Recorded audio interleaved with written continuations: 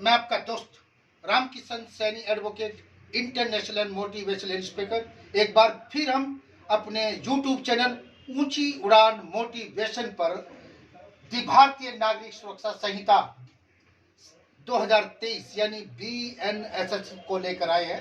Chapter 19 को लेकर आए हैं। Trial before a court of session यानी सेशन न्यायालय के समक्ष जो विचारण, इसमें section 248 trial to be conduct by public prosecutor यानी सेशन न्यायालय के समक्ष जो विचारण होगा उसको अभियोजक पब्लिक प्रोसिक्यूटर इसको शुरू करने को करेगा। Section 249 opening case for prosecution यानी अभियोजन के मामले के कथन का प्रारंभ।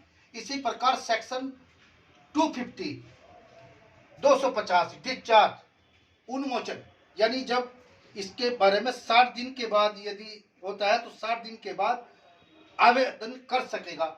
सेक्शन 251 फ्रेमिंग ऑफ चार्ज आरोप को विचित करना।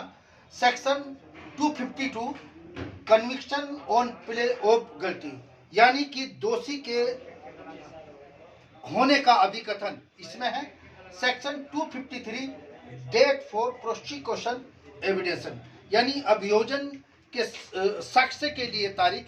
इसी प्रकार सेक्शन 254 एविडेंस फॉर प्रोसिक्यूशन यानी अभियोजन के लिए साक्ष्य।